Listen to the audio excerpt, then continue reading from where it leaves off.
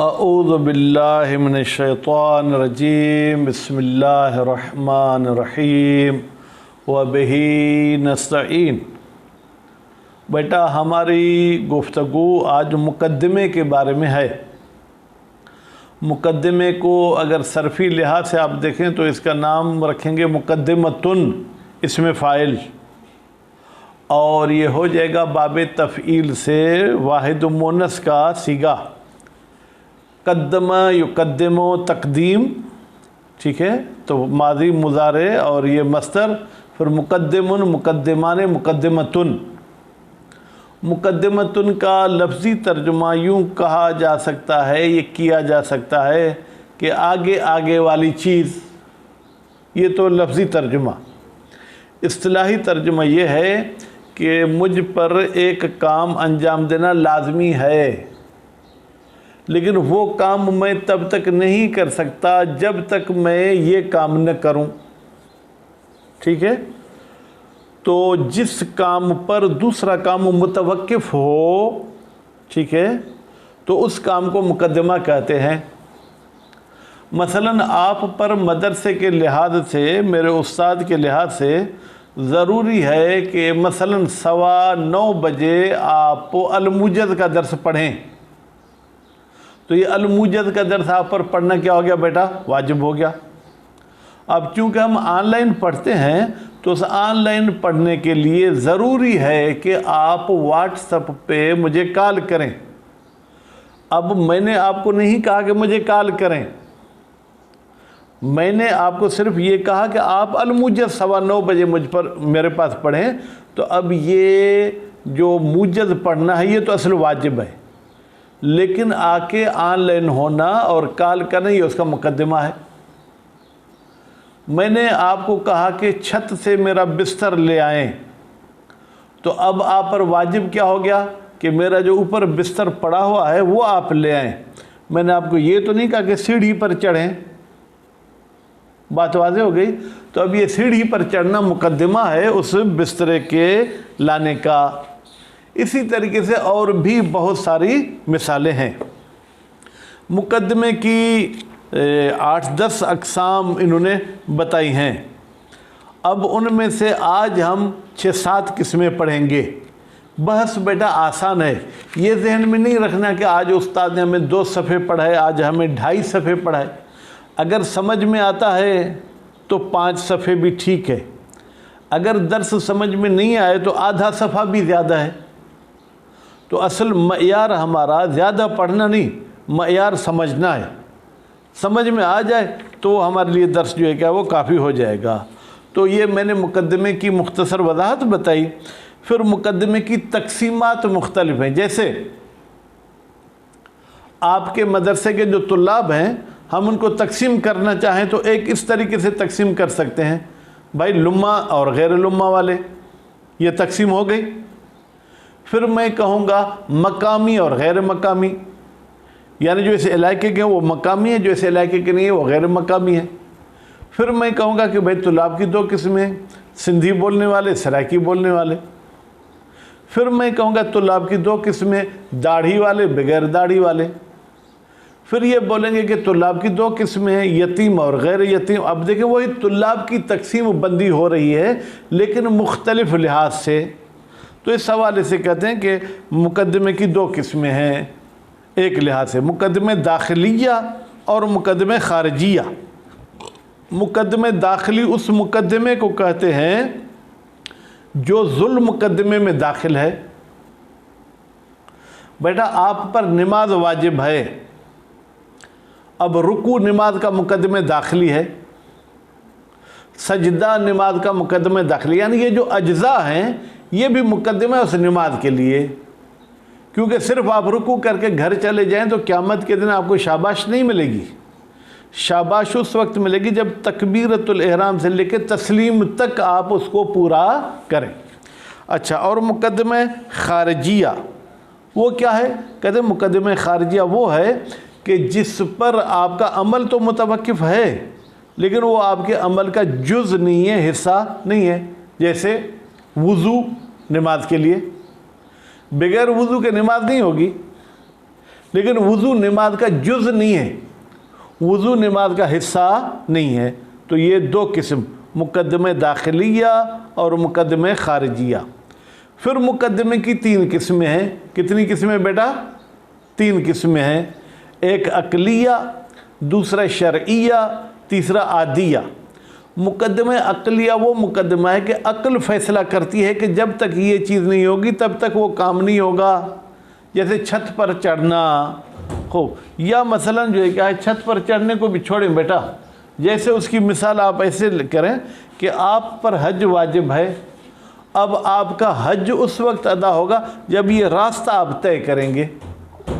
अगर आप रास्ता तय नहीं करते तो आपका हज नहीं हो सकता। तो जैसे हज वाजिब है, ये आप उस वक्त पूरा करेंगे जब ये रास्ता यहाँ से लेके मक्के तक का आप तय करेंगे। तो ये रास्ता तय करना अक़ल फ़ैसला करती है कि जब तक रास्ता तय नहीं होगा तब तक हज वाक़े नहीं होगा। अच्छा, मुक़द्दमे शरई। मुक़द्दमे शरई वो है कि शरीयत ने कहा है कि भाई मसलन आपकी नमाज बग़ैर वज़ू के नहीं होगी, अक़ल नहीं कहता, ठीक है, तो इसको हम मुक़द्दमे शरई कहेंगे। मुक़द्दमे आदी, आदी का तर्जुमा ये करें कि तबीई तौर पर आम जो राइज है उसमें यह है कि मेरा काम उस वक्त तक नहीं होगा जब तक फ़लाँ काम नहीं करूँगा। मैं तब तक छत पर नहीं जा सकता जब तक सीढ़ी पर न चढ़ूँ। यह अक़ल का फ़ैसला नहीं है भाई।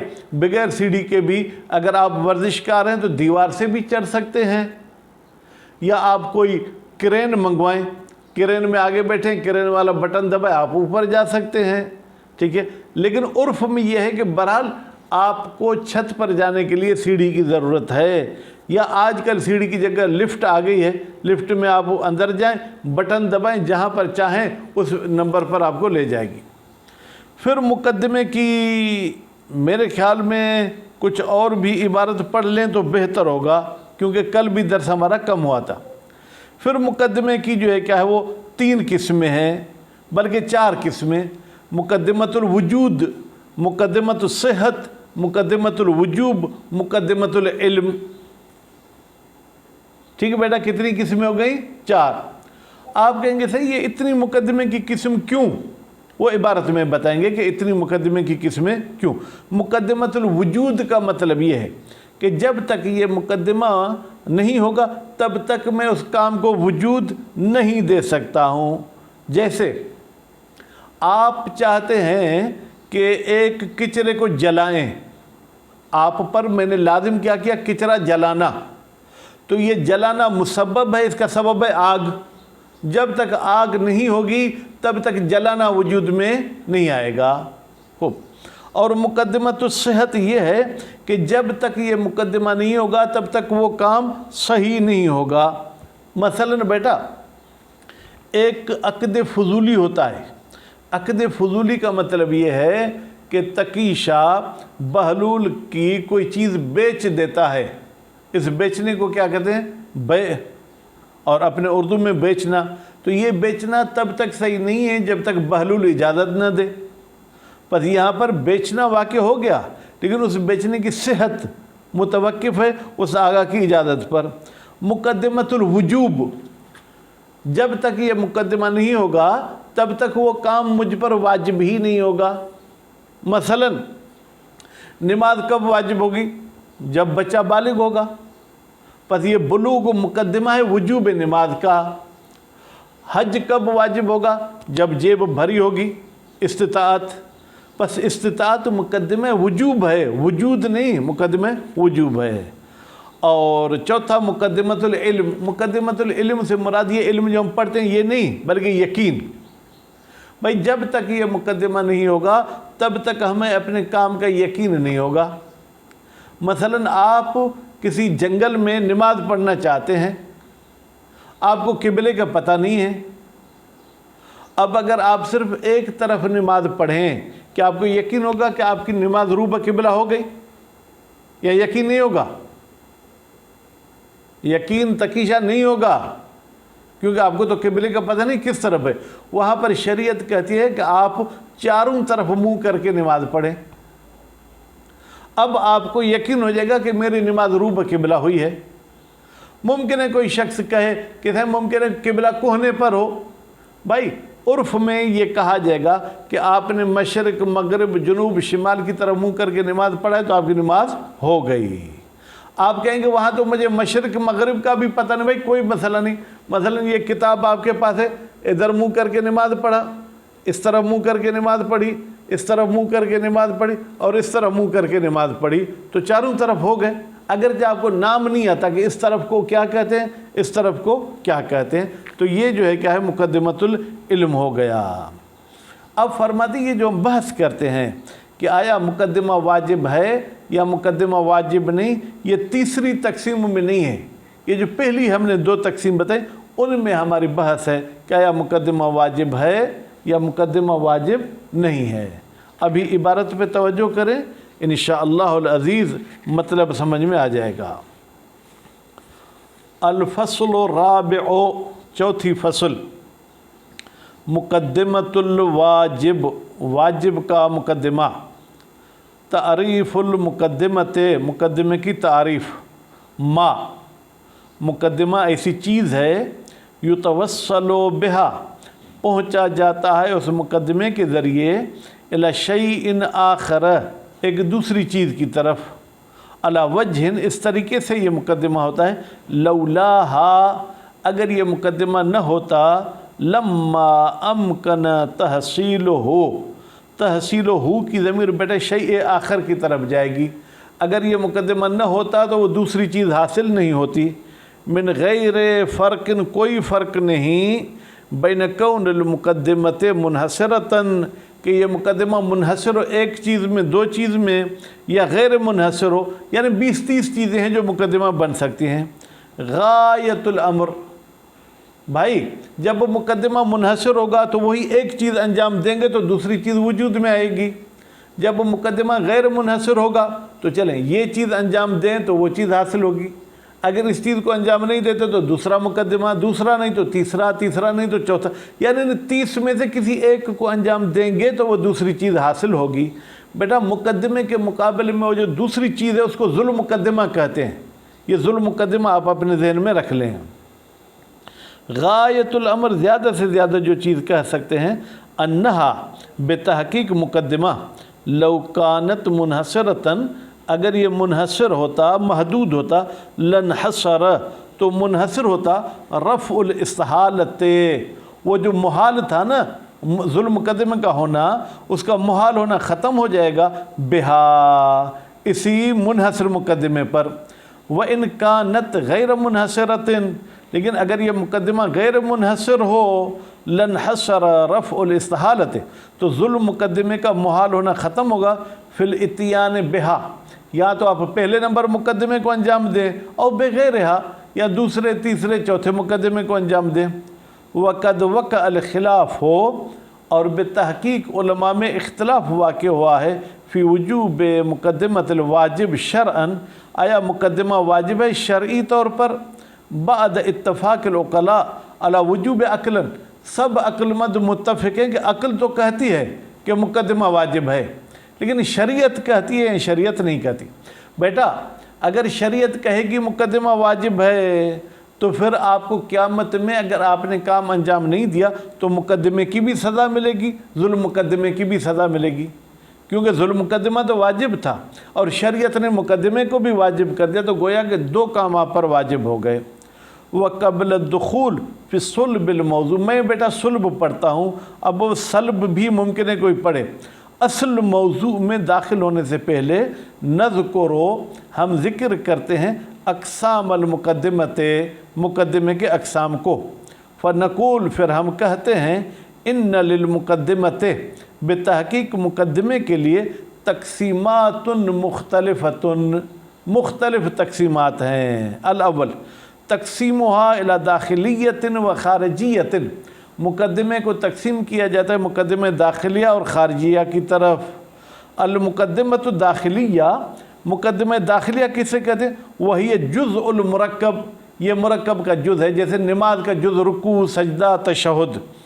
और कुल्लु मा यतवक्कफ़ अलैहिल मुरक्कब, या हम कहें यूँ कहें कि मुक़द्दिमे दाखिलिया हर वो मुक़द्दिमा है कि जिस पर मुरक्कब जो मुतवक्किफ़ है। बेटा तवज्जो, جیسے روح بقبلہ ہونا، روح بقبلہ ہونا نماز کا جز نہیں ہے، لیکن آپ کی نماز اس روح بقبلہ پر متوقف ہے، یعنی پوری نماز میں روح بقبلہ ساتھ ساتھ ہوگا۔ وَلَيْسَ لَهُ وُجُودٌ مُسْتَقِلٌ خَارِجٌ عَنْ وُجُودِ الْمُرَكَّبِ، اور اس جز کو کوئی مستقل وجود کی حیثیت نہیں ہے اس مرکب کے علاوہ، کالصلاۃ جیسے نماز ہے۔ فَإِنَّ كُلَّ جُزْءٍ مِّنْهَا، بتحقیق نماز کا ہر جز مقدمۃ داخلیۃ، وہ مقدمہ داخلی ہے نماز کے لیے، بے اعتبار اس لحاظ سے کہ ان المرکب متوقف فی وجودہ، کہ مرکب صاحب اپنے وجود کے لحاظ سے کیا ہے جناب، متوقف علی اجزاء، وہ اپنے اجزاء پر متوقف ہوتا ہے۔ فَكُلُّ جُزْءٍ فِي نَفْسِهِ، پھر اگر نماز کے ہر جز کو دیکھا جائے فی نفسہ، یعنی نماز سے ہٹ کر صرف رکوع کو دیکھیں، صرف سجدے کو دیکھیں، یہ مقدمہ ہے لوجود المرکب، اس مرکب کے وجود کے لیے۔ وَإِنَّمَا سُمِّيَتْ دَاخِلِيَّةً، بتحقیق اس مقدمے کو داخلیہ کہا جاتا ہے، لِأَنَّ الْجُزْءَ دَاخِلٌ فِي قِوَامِ الْمُرَكَّب، اس لیے کہ یہ جز داخل ہوتا ہے مرکب کے قوام۔ قوام کا مطلب کیا بیٹا؟ کھڑا ہونا، وجود میں آنا۔ فالحمد، تو مثلا سورہ حمد او رکوع یا رکوع بنسبت الصلاۃ، نماز کے لحاظ سے مقدمۃ داخلیۃ، یہ مقدمہ داخلیہ ہے۔ المقدمۃ الخارجیہ، جناب مقدمہ خارجیہ کیا ہوتا ہے؟ وہی کی ضمیر بیٹا جائے گی مقدمے کی طرف، یہ مقدمہ خارجیہ کل ما، ہر وہ مقدمہ ہے یتوقف علیہ الشیء، جس پر وہ چیز متوقف ہوتی ہے، وَلَهُ وُجُودٌ مستقل، لیکن اس مقدمے کا بیٹا وجود مستقل ہوتا ہے۔ اجزاء نماز کا وجود مستقل نہیں تھا، یعنی آپ رکوع کرتے تو یہ رکوع بھی تھا، لیکن اس رکوع کی کوئی حیثیت نہیں ہے، ٹھیک ہے۔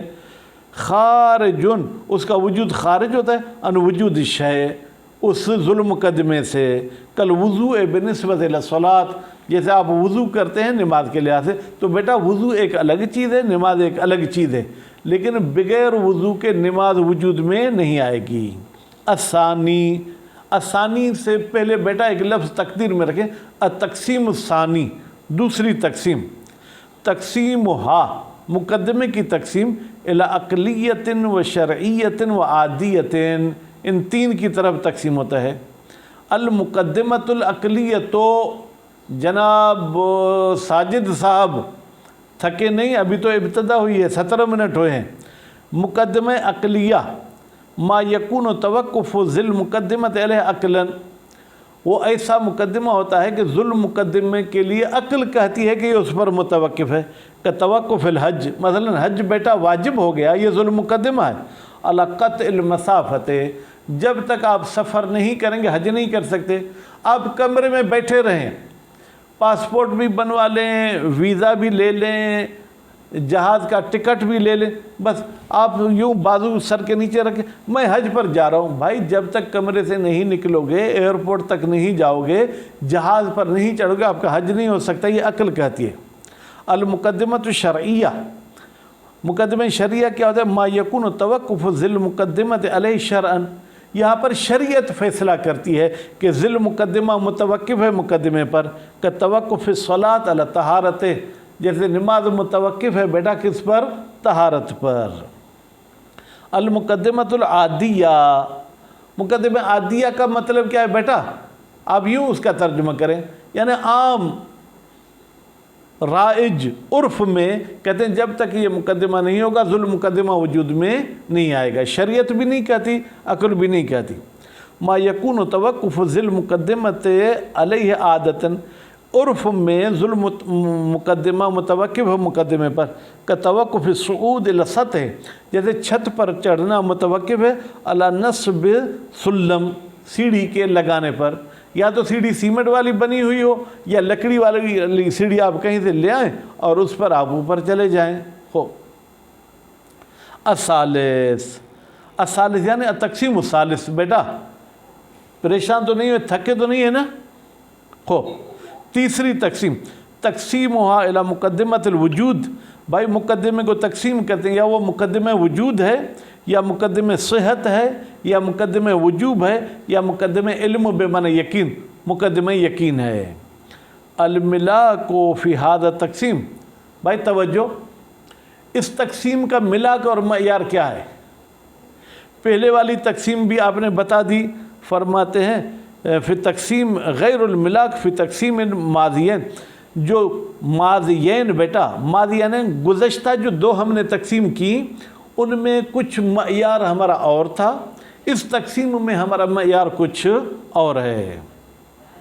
فإن الملاک فی تقسیم الاول، جو ہم نے پہلی تقسیم کی تھی مقدمہ داخلیہ اور خارجیہ والی بیٹا، وہ تقسیم المقدمہ، وہ ہم نے مقدمے کو تقسیم کیا بلحاظ نفس، خود مقدمے کی وہ قسم تھی۔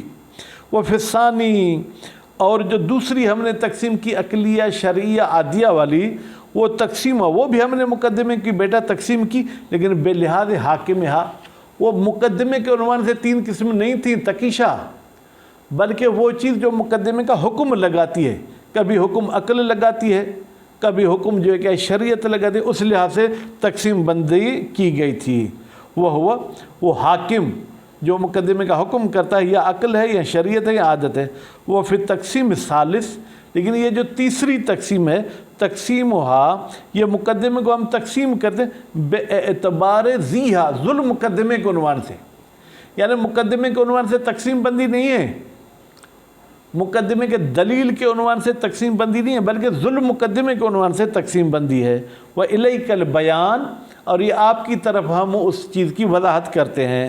مقدمۃ الوجود ہی، یہ ایسا مقدمہ ہے ما یتوقف وجود ذل مقدمت علیہ، جس پر ذل مقدمے کا وجود متوقف ہے، کا توقف المسبب، جیسے مسبب متوقف ہوتا ہے سبب پر، بیٹا جلانا متوقف ہے کس پر؟ آگ پر، ٹھیک ہے، اور کسی چیز کا گیلا ہونا یہ متوقف ہے کہ اس پر پانی پھینکا جائے۔ مقدمۃ الصحت ہی، یہ ایسا مقدمہ ہے تتوقف الصحت ذل مقدمہ علیہ، ذل مقدمے کا صحیح ہونا بیٹا متوقف ہے اس بات پر، کا توقف صحت العقد الفضولی، جیسے عقد فضولی کا صحیح ہونا متوقف ہے علی اجازت المالک، مالک کی اجازت پر۔ بیٹا یہ عقد فضولی لمہ ثالث کی بات ہے، جو آج کل میں ان لڑکوں کو پڑھا رہا ہوں سکلین شوانوں کو۔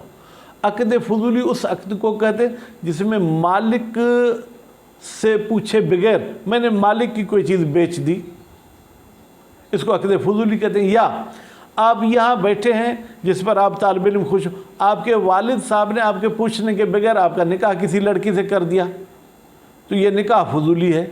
اب یہ نکاح تب تک صحیح نہیں ہوگا جب تک آپ اجازت نہیں دیں گے۔ مقدمۃ الوجوب، وجوب کا مقدمہ ہی، یہ ایسا مقدمہ ہے ما یتوقف وجوب ذل مقدمت علیہ، جس پر ذل مقدمہ متوقف ہے، کا توقف وجوب الحج علی الاستطاعت، جب تک آپ کے پاس مال نہیں ہوگا تب تک حج کا وجوب ہی نہیں آئے گا۔ مقدمۃ العلم، ٹھیک ہے، یقین حاصل کرنے کا مقدمہ ہی، یہ ایسا مقدمہ ہے ما، جس مقدمے پر یتوقف العلم، متوقف ہے میرا یقین کرنا بتحقق کے ذل مقدمت، کہ ذل مقدمہ وجود میں آ گیا، علیہا، اس مقدمے پر یہ کھڑا ہوا ہے، کہ توقف العلم بالصلاۃ، جیسے ہم چاہتے ہیں کہ مجھے یقین ہو جائے کہ میری نماز رو بقبلہ ہوئی، علی الصلاۃ علی الجہات الاربعۃ، یہ اس وقت مجھے یقین ہوگا جناب علی دوست صاحب جب میں نماز چاروں طرف پڑھوں، اس طرف پڑھوں، اس طرف بھی پڑھوں، اس طرف بھی، اس طرف جنوب، ٹھیک ہے، شمال، مشرق، مغرب۔ والنزاع فی وجوب المقدمۃ و عدمہ، کہتے یہ جو مولوی صاحبان میں اختلاف ہے کیا یہ مقدمہ واجب ہے یا مقدمہ واجب نہیں، انما هو فی القسمین الاولین، وہ پہلی والی دو قسمیں، یہ جو چار قسمیں ہم نے بتائیں، ٹھیک ہے، کون سی؟ ایک مقدمہ وجود، دوسرا مقدمہ صحت۔ واما مقدمۃ الوجوب، لیکن یہ جو تیسری قسم تھی مقدمہ وجوب جو حج اور استطاعت والی تھی، فهو خارج عن محط نزاع، محط بمعنی محل، یہ ہمارے نزاع والی جگہ سے خارج ہے، لأنہا، اس لیے کہ یہ جو مقدمہ ہے کون سا؟ وجوب والا، लौलल मुकद्दमा, अगर मुकद्दमा न हो, लम्मा वुस्फ़ल वाजिब बिलवुजूब, फिर तो हज को हम वाजिब ही नहीं कहेंगे बेटा। ठीक है, हम कहेंगे कि ज़ुल मुकद्दमा वाजिब हो तो मुकद्दमा वाजिब होता है, यहाँ तो बगैर मुकद्दमे के ज़ुल मुकद्दमा वाजिब ही नहीं होता है, तो ये इसमें कोई हमारा झगड़ा नहीं है। फ़कैफ़ तजिबुल मुकद्दमा, तो फिर कैसे मुकद्दमा वाजिब होगा? बिलवुजूब नाशी, उस वजूब की वजह से जो वजूद में आता है, मिन क़िबल वाजिब, वाजिब की तरफ से, अलमशरूत वजूबहु, जिस वाजिब का वजूब मशरूत है बिहा, उस मुकद्दमे के साथ। तवज्जो बेटा, अगर इल्म मंतिक की तरफ जाएं तो ये दौर हो जाएगा। हम कहेंगे कि मुकद्दमा होगा तो ज़ुल मुकद्दमा वाजिब है, फिर हम कहेंगे ज़ुल मुकद्दमा वाजिब है तो मुकद्दमा वाजिब है। भाई इस्तिताअत होगी तो हज वाजिब होगा, और हज वाजिब होगा तो इस्तिताअत होगी। कहती ऐसी बात नहीं है। तो इस बहस में, इस तीसरे किस्म के मुकद्दमे में हमारा झगड़ा नहीं है। वह अम्मल मुकद्दमतुल इल्मिया, तो अच्छा जो चौथी किस्म मुकद्दमा इल्मिया थी, फला शक, उसमें भी कोई शक नहीं, फ़ी खुरूज अन महत निज़ा, कि वो भी हमारी महल निज़ा से खारिज है। फ़इन्नहा बितहक़ीक़, ये मुकद्दमा इल्म वाजिबतुन, ये वाजिब है अकली लिहाज से, ला गैर, शरई तरीके से ये वाजिब नहीं होगा। वलौ वरद फ़ी शरअ अल अम्र बिस्सलात, भाई कहते हैं कि शरीयत में हमने देखा है कि हुक्म आया है कि आप नमाज़ पढ़ो चारों तरफ। तवज्जो बेटा, जबकि आप कहते हैं चारों तरफ नमाज़ पढ़ना, ये अकली फ़ैसला है, शरीयत का नहीं, तो फिर शरीयत ने हदीस में क्यों कहा? फरमाते फ़हुव इरशादुन इला हुक्मिल अक़ल, तो ये जो शरीयत का हुक्म आया है, ये शरीयत का हकीकी हुक्म नहीं है, बल्कि ये शरीयत का हुक्म रहनुमाई करता है कि जो अक्ल ने आप पर वाजिब किया कि चारों तरफ नमाज पढ़ो, वो आप पढ़ो। इसको अम्र इरशादी कहेंगे, अम्र मौलवी नहीं कहेंगे। तो इंशाअल्लाह ये बात समझ में आ गई होगी। अगर समझ में कुछ नहीं आया तो आप व्हाट्सएप पे मैसेज करके पूछ सकते हैं। वस्सलामु अलैकुम व रहमतुल्लाहि व बरकातुहू।